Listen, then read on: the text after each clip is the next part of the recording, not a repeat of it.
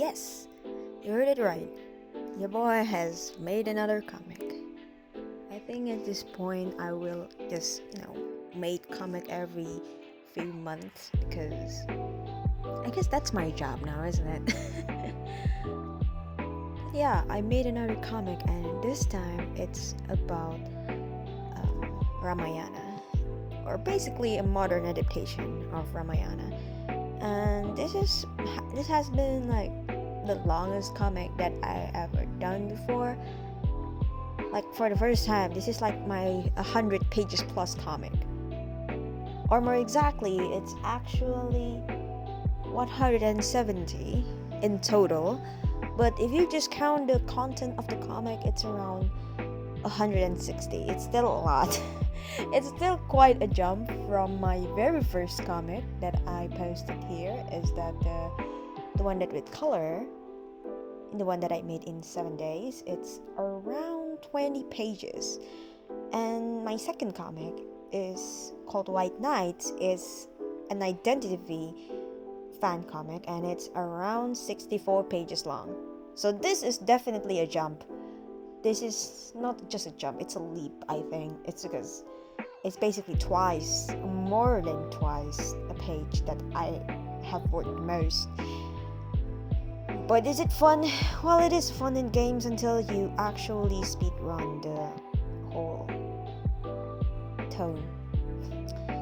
I think the reason why I ended up with 170 pages is because of the source material is 3,000 pages long-ish, At first I want to adapt the Mahabharata, but Mahabharata is 7,000 pages long. It's notorious for being longer than Iliad and Odyssey combined, so I'm not going to test the beast, I'm not going to jump into the beast immediately.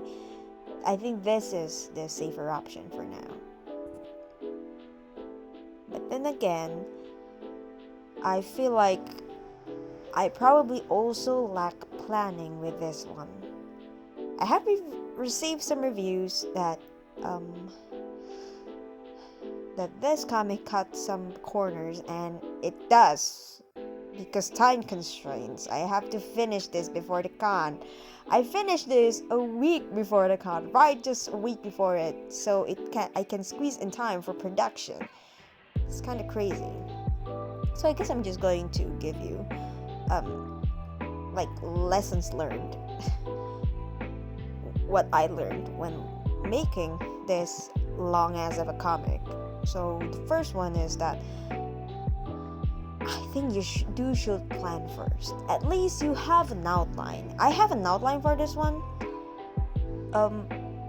Because I'm not a script type of person, even though I try to. It's just not good enough to visualize everything in my head. At least you have an outline and you plan through it. And probably number 2 is that kill their darlings. Seriously. This was originally to be like literally 170 pages long, but if time constraints, I have to cut some down. And maybe some of these are like your favorite scenes from the epic. Like for example, I cut a lot from the scene of Hanuman burning Lanka, and one of the reviews is that they're very ashamed that I cut Hanuman burning Lanka. But the thing is, just because it's iconic, I don't think it's that necessary for the plot. It's epic, sure, but there's no consequences afterwards that because of Hanuman burning Lanka with his tail. It's more of a showcase of what Hanuman can do instead of something that has a real message or effect into the climax, which is the war. The point of that scene is basically because Hanuman actually warns Ravana, and Ravana received the message and taunts Rama. That's kind of the whole point of the scene, but because of time constraints, I have to cut that out. So yeah, I literally killed my darlings here, just for the sake of the format, because the format is basically a small arc, and then like we do like a little retrospective of it, and then we continue with the next arc.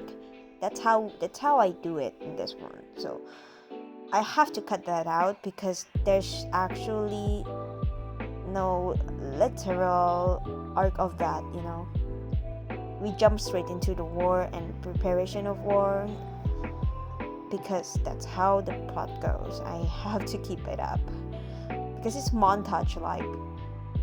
I think the fact that it is from like a third person perspective, like a outsider perspective of the war, is really helpful for me to cut strains like that, because that means like Vajra, the main character, just not really care about it, or did not find it really that important, and I do feel like it's the case.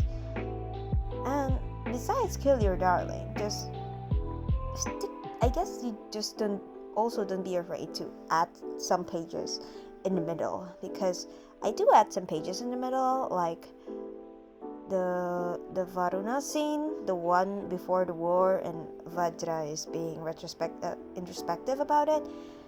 I added that because it's to follow the form that I'm trying to establish here, and I think form is important. Some sort of structure, if you don't have a script, is really important. Like for example, I follow a structure where basically you follow, like I said, it's arc and then followed by an advice arc followed by an advice. It's very like a tale, like, so that's how it is.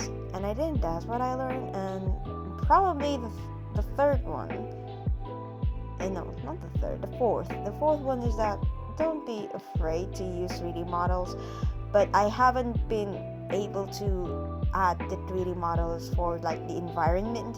So far I only use them for poses, but for the environment my laptop will die for it die from it, really, like literally.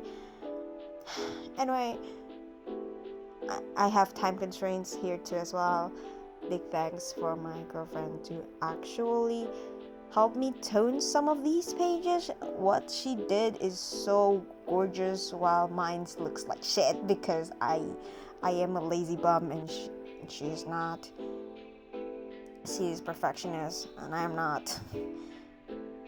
But yeah, I really hope you enjoy watching this whole process, and I'll see you in the next one. Also, the comic is actually available on my shop right now, so if you want to, please check that out.